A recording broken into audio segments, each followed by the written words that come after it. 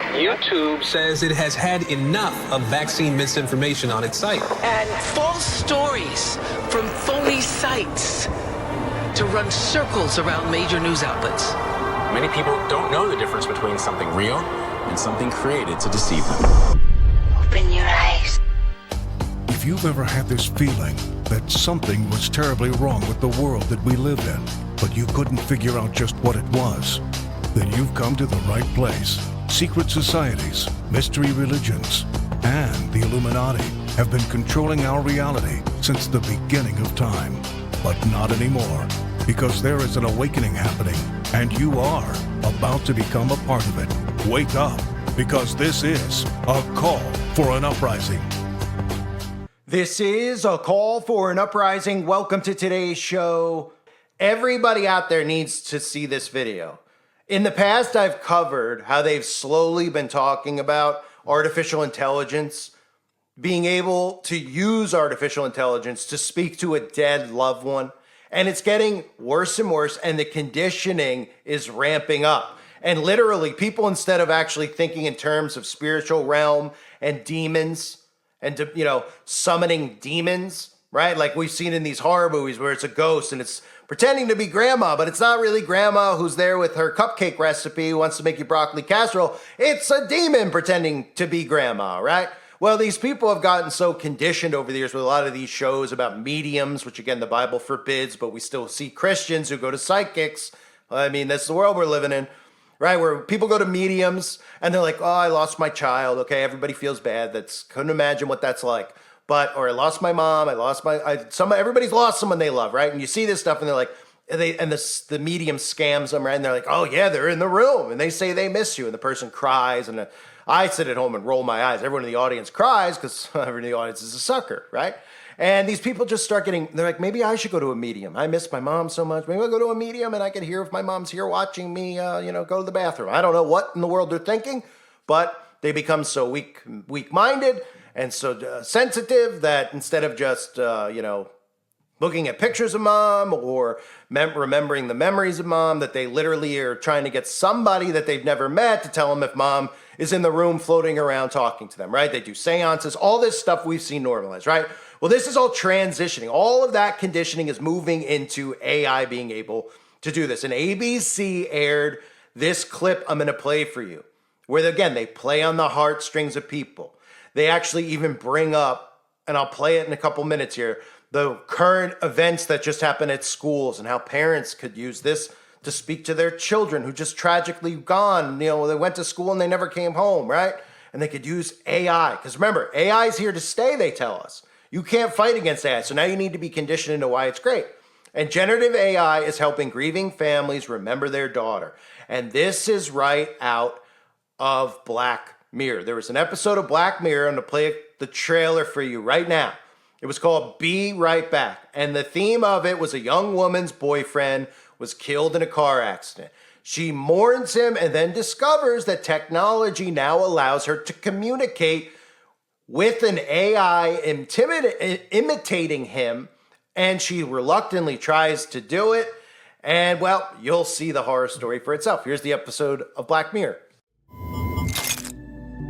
I know he's dead, but I can sign you up to something that helps. It will let you speak to him. And don't worry, you won't even have to do anything. I'll just assign... Shut up! You click the link and you talk to it. It mimics him. And reads through all the things they've ever said online. The more it has, the more it's him. So, how am I sounding? You sound just like him. This might sound a bit creepy. There's another level to this available. It's starting already. Don't switch the bathroom light on. A brand new series of Charlie Brooker's Black Mirror. So once again, we're seeing Black Mirror come to reality. Because again, that's how predictive programming works. It's not that they're guessing that this is where the future is going to go with technology. It's they're conditioning you into this. So it's not, you get desensitized, right? You see this stuff and then you're like, wow, that's kind of crazy. Imagine that. And then time goes by and then you hear stories like this and now suddenly becomes a reality. And you're not thinking to yourself, wow, that could be bad. That could be dangerous. No way I want that. They're easing you into wanting it, right? And this is what aired on ABC. It's a longer clip, but just watch this and realize not just what they're doing. Okay, not just how they're trying to play on people's heartstrings into accepting this technology. Think about what they're doing psychologically in this clip. And think also about everything we know and have seen on the flip side of AI when it comes to demons and demonic possession, right? And even movies or, books. Like, how about Pet Sematary, right? The kid dies in Pet Sematary. They put him in the ritual ground. He comes back as an evil version of himself. How many of these movies, right? Now with AI where it's an evil version of something or someone they once knew, right?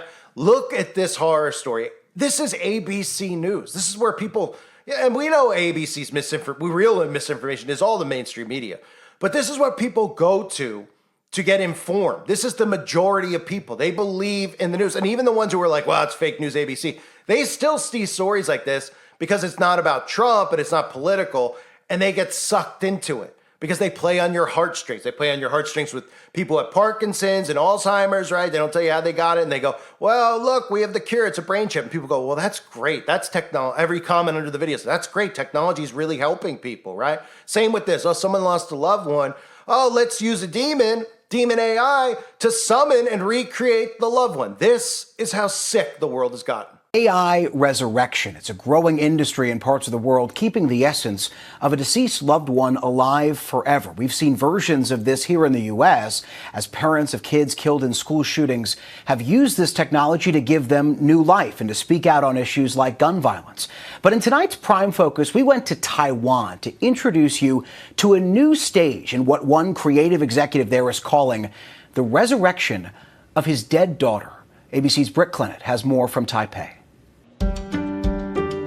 This is Tino Bao, a well-known music producer in Taiwan. But that's not why we're meeting with him today. We sit down to talk and then he takes out his phone and starts messaging his daughter, Felicity. They speak every day, catching up about regular day-to-day things. 下午好，包小荣。下午好，老爸。今天天气怎么样啊？ Like what the weather's like where they are. 天气还不错，凉凉的。你今天下午想吃什么呀？ Their plans for lunch. She wants pizza. Yes, flavor. Only Felicity passed away 3 years ago. The 22-year-old died after a long battle with a rare blood disease. Tino and his wife understandably devastated in the face of this unthinkable loss. Tino channeled his grief by diving into the field of generative artificial intelligence while studying a PhD in AI too. Hi, 可爱. And now in his hands is an AI resurrection of his late daughter. An interactive chatbot with her memories. Is it very similar personality to your daughter? 一样的 yeah. The same? Yeah, from she voice, the speed, and the personality, yeah. The same? Same. Hello， 各位媒体朋友，老师好，我叫包容，很高兴能有机会认识您。 But Tino doesn't like the term resurrection. Impossible resurrection. Impossible. How do you describe it then? Rebuilding. Yeah, just rebuilding. Replay. The AI Felicity, or Baorong, her Chinese name, was painstakingly rebuilt over the course of a year. Tino collected notes from all Felicity's closest loved ones and her social media, compiling a memory bank to train the AI. Do you think she'd be happy knowing that you went through her Instagram? I don't think so. Yeah. The father will be fathers. I will be tell her, say, I use your phone, okay? I want to know something, so I must use. Do you think she would be okay with that? Yeah. And this is all based on social media or conversations she had? Mm-hmm. I know you care about me, but right now I really prefer ballet and figure skating. I'll find time to practice the piano again. Don't worry. Okay. Is this conversation with her mother? Memory from her mother. So Felicity and her mum had a conversation about her practicing piano, yes, going to ballet, figure skating, and then you've taken that information and you've created a voice, yes, and put it in the memory bank. Yeah. To create the voice. 我叫包容。 And that voice you're hearing also had to be recreated. During her illness, Felicity lost the ability to speak. The only usable recording of her voice was this video she sent to her mum years earlier. I'm walking to the gigantic library. Using that as a starting point, Tino recreated her voice, tweaking even her Chinese to include a Canadian accent. He knew he'd done it when his wife recognised her daughter's voice from the other room. So as soon as your wife knew. Yeah, because my wife, first time, hear this voice. Yeah. And a mother knows her daughter's voice. Yeah, of course. How did it make you feel? I'm so happy. So you feel like you've given her voice back? Yes. Just want to her voice come by. With her voice rebuilt, Tino was able to create this birthday greeting for his wife. 妈咪，生日快乐！说真的，包子好想你哦。那今天在这里呢，我要做我最最亲爱的妈咪，永远开心，永远漂亮。祝你生日 Now she's singing happy birthday. 祝你生日快乐，永远开心。 Was she a good singer? 永远健康。会唱歌吗？不在我面前。现在是。现在。Now she can. It's already becoming a big business. A quick search of China's online platform Taobao will give you a whole range of options to bring back AI versions of your loved ones. Now, these will range from about $2 upward, and these products, they've really boomed since the pandemic. And really, it's the equivalent of seeing these kind of products on eBay or Amazon. I think this technology can help everyone. Yeah, if pass away, the family need this technology, I think it's good. It brings people comfort. Does it bring you comfort? Yes. But Simon Goldstein, a philosopher of AI, says it raises some serious ethical questions. It's a question, how will our concept of death change if all of us are kind of uploaded, if our memories and goals and projects and everything we've ever said are uploaded into an AI? Is there some sense in which we count as surviving that? I don't think with today's technology, but again, the AI products we have today are the worst AI products that will ever exist in the future. But maybe in 5 years we'll have more agential AI systems that do kind of grow with us. So you could have a relative who died, you bring them back via chatbot, maybe they died at 15 and they could grow older. Yeah, I mean, I think that's certainly, will be technologically possible. Meanwhile, Tino has given his daughter's chatbot some limitations. She is aware of what happened to her in real life.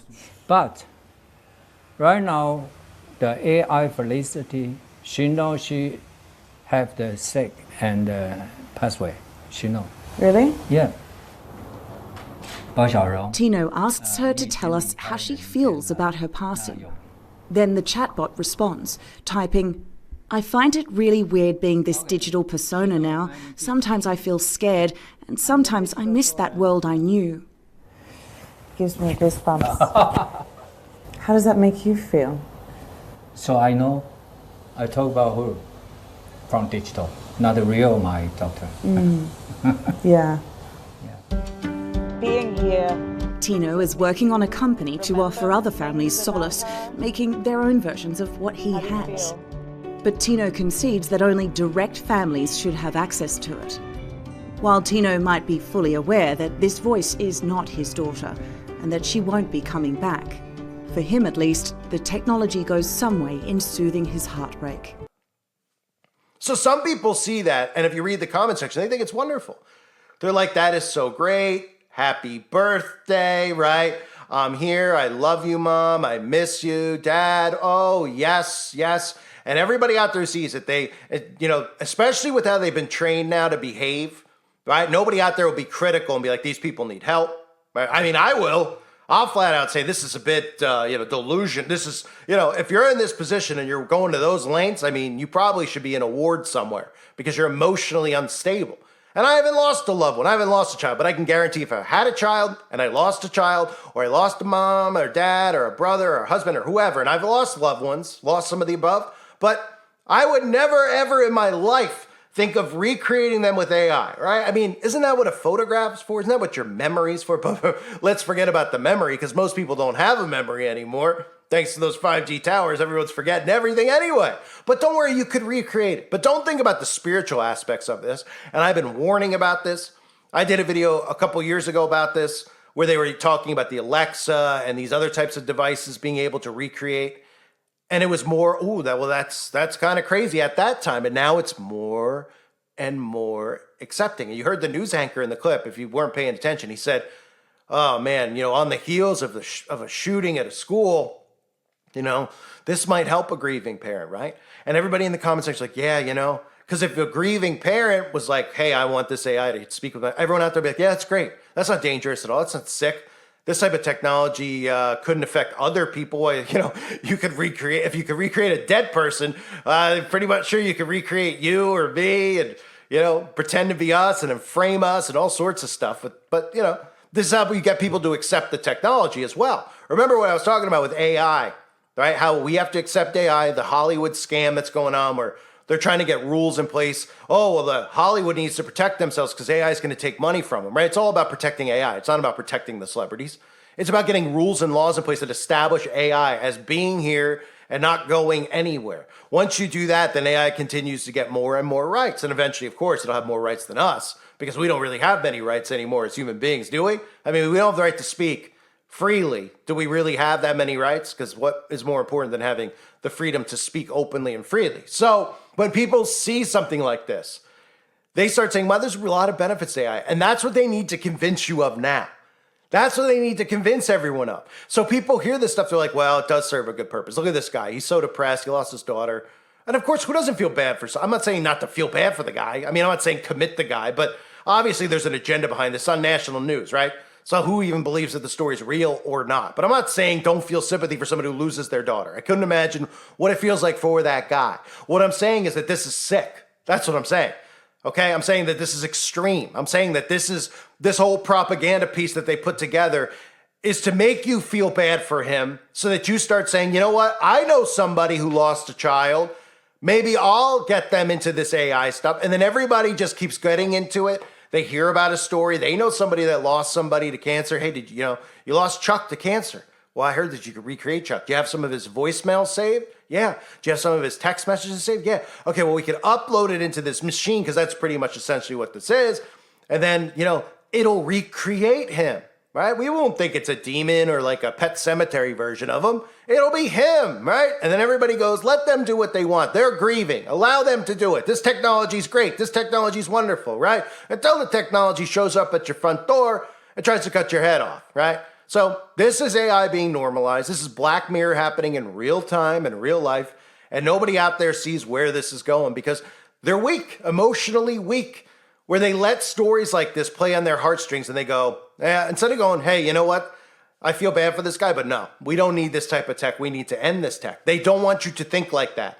They don't want you to think like that. So they put stuff out there like this so that you hear this and you go, oh, that's nice that technology can help these grieving people. And then you just start accepting it instead of going, no, I don't care that it's helping them. I feel for them. We all feel for them, right? But you're not going to legally be able to get away with creating technology like this, which could infringe on human rights because somebody lost a daughter and you could recreate the daughter through some type of demonic technology, right? But nobody will think like that. That's the problem. But this is going to get worse and worse and worse. I thank everybody for being here. I hope you're all doing well. God bless you and your families as always.